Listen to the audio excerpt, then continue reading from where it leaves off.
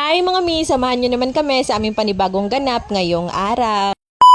Etong kambal namin, pagkatapos nila maligo, dumungaw sila dito sa bintana kasi nakita nga nila tong lolo nila. Tuwang-tuwa nga itong dalawa dahil inaaliw-aliw din sila ng lolo nila. Ako naman, titiklupin ko na lang din itong mga ginamit naming mga kumot. Ate Megan at Kuya Zayden din kasi kakagising lang nila sa mga oras na yan, kaya ayan at kakaligpit ko lang din. Fast forward naman tayo, at nalinis ko na rin tong buong kwarto namin. Ate Megan at Kuya Zayden naman, ayan, at kumakain na sila ng kanilang umagahan. Tapos eto namang kambal namin, ayan, nasa ilalim na naman ng mesa namin.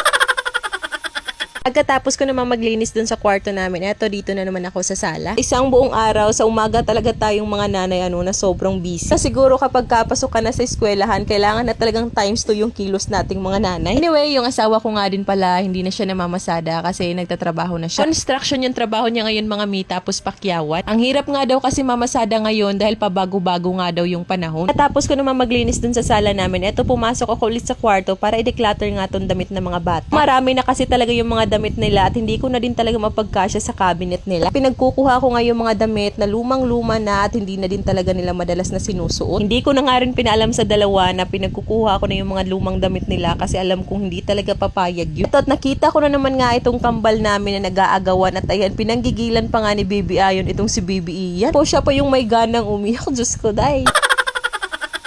Anyway, kung bet nyo rin dyan yung OOTD ng kambal ko, pati nila ate at Kuya Zayden, mabibili nyo po iyan sa Noni Clothing PH. Fast forward naman tayo, eto, bandang alauna naman ng tanghali na patulog ko na tong 4 na anak ko. Kaya eto, dali-dali ko na rin kinuha tong mga sinampay ko. Isipan ko kasi magsalang ulit ng labahin para wala na talagang labahin dun sa laundry basket namin. At tamad-tamaran pa ba ako, tanging pagsasalang na lang ng labahin at pagsasampay na lang naman na yung gagawin ko. 2 days na rin kasi talaga na hindi na ako nakapaglaba at ayan, punong-puno na naman nga ulit yung laundry basket namin. Yun naman yan mga mi, 2 days pa lang na hindi ako nakakapaglaba pero ganyan nakadami yung labahin namin. Literal na mapapakamot ka na lang talaga sa ulo kasi wala talagang katapusan tong mga labahin natin. Meron din kasi akong bisita mamayang hapon kaya mas maigi na yung walang mga labahin dun sa laundry basket namin.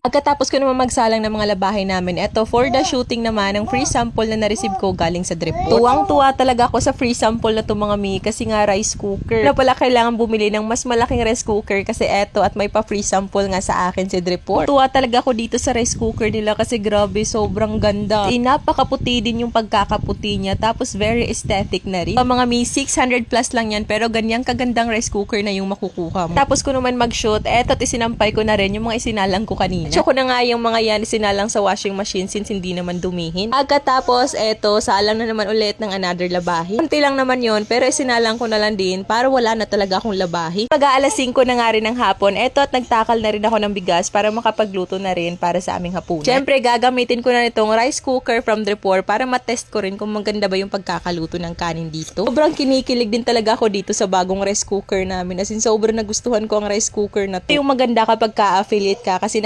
tanggap ka ng mga free na mga gamit sa bahay. Pagkatapos ko namang magsaing, eto, at nagpahinga na muna ako dito sa kwarto kasi ang sakit na din talaga ng likod ko. Tapos, eto namang kambal ko, sumunod naman agad sa akin dito sa kwarto. Sabay sabi na daddy nga daw sila. Till now din kasi mga mi, pure breastfeeding pa rin sa akin tong kambal namin. Maya nga din, eto, at naluto na nga yung kanin. At syara, sobrang ganda ng pagkakaluto ng kanin dito sa Drip 4 na rice cooker. 2 liters capacity na yan mga mi ha. Good to 4 to 5 person. Tapos, kung gusto nyo rin ng ganyan, meron akong ilalagay na link sa comment section. Eto, at maliligo na nga rin ako, tas isasabay ko na rin tong kambal namin kasi ayaw din magpaiwan sa akin tong dalawa. Katapos naming maligo, eto, at poging-pogi nga tong kambal sa damit nila galing sa Noni Clothing PH. Pero nagandahan talaga ako sa mga terno nila ng mga bagong mga mi, as in, pang mall talaga yung quality. Available ang terno shorts na yan mga mi, 2 up to 12 years old. So kung gusto niyo din ng ganyan mga mi, meron din ako ilalagay na link sa comment section.